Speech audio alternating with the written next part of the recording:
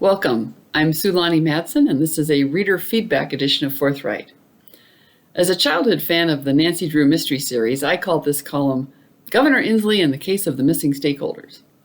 The editor's headline, as first published January 27, 2022 in the Spokane Review, Ag Interests Left Out in Formulating Riparian Bill. Imagine you are Governor Jay Inslee. Someone brings you an idea for a new riparian land use policy to protect salmon habitat. This new policy will affect more workers than currently employed by Microsoft and Boeing combined, representing 160,000 jobs and 13% of the economy. So you start by putting together a list of all stakeholders with an interest in both salmon and riparian land use. You bring them to the table, remembering your 2015 Results Washington commitment to government transparency. Your pledge even won you an award from the Washington Newspaper Publishers Association. Unless you actually are Inslee, in which case you only invite half the stakeholders to participate, not even your own cabinet-level Department of Agriculture, which inconveniently might point out the negative impact on the $51 billion in GDP and over $16 billion in annual exports related to agriculture of the resulting governor's request. It was pre-filed as HB 1838 by a cooperative legislator. When a closed group with one point of view writes complex legislation, the inevitable unintended consequences are multiplied. It requires all stakeholders involved to get beyond yet another partisan party line vote. Picture a car traveling down the road, perhaps a new model HB 1838, EV of course, with Governor Inslee at the wheel. Two passengers in back represent the Department of Ecology and the Department of Fish and Wildlife. In the front passenger seat is a cheerful farmer representing the Department of Agriculture. Suddenly there's a kerthump and the governor pulls over to the side of the road. Governor Inslee and the backseat passengers slide out the left side and look at the tires. Everything looks great. They congratulate themselves on their good driving and climb in. Meanwhile, the farmer is trying to get their attention, pointing to the flat tire on the right side as the car peels out. Writing legislation without all the stakeholders at the table may work for a while, but it won't go the distance.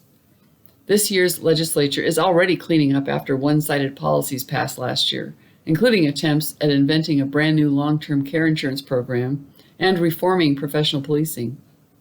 Both would have benefited from a broader stakeholder process. When HB 1838 came before the House Rural Development, Agricultural, and Natural Resources Committee for public hearing on January 19, every testifier agreed salmon are an important resource. No group had an appetite for salmon disappearing from Washington rivers and streams, although folks on both sides did speak to how tasty they are. Opponents to the legislation, as submitted, did have a common theme: a lack of inclusiveness. Major stakeholders were simply not invited to participate in developing the bill and are now seeking opportunities to amend, if not defeat, HB 1838. HB 1838 would establish statewide riparian management zones known as RMZs, eliminating all agricultural uses within 150 to 250 feet of the edges of streams and floodplains. The bill is championed by Washington tribes who are, ironically, exempted from mandatory buffer requirements on tribal land.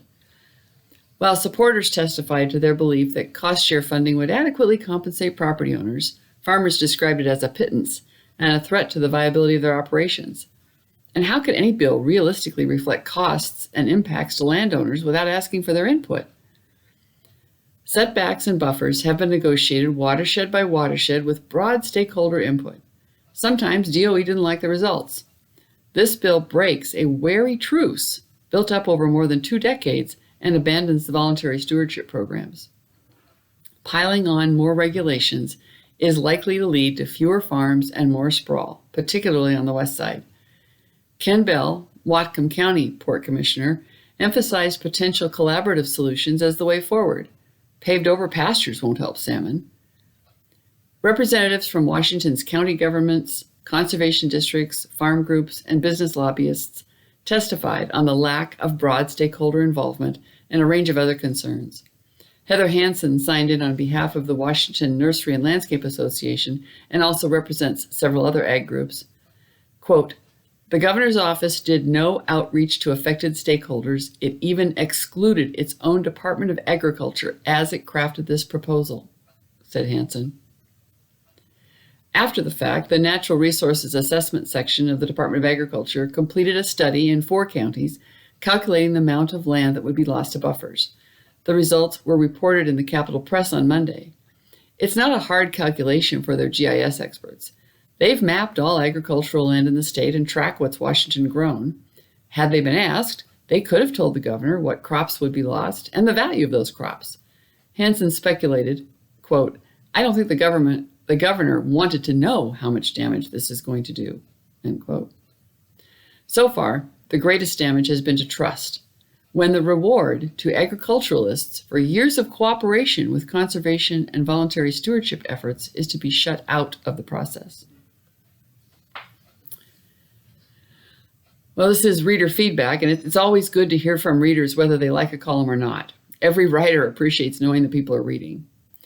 The email was pretty uniformly positive this time. One correspondent observed that the column raised questions which need to be aired if we're going to seek bipartisan solutions.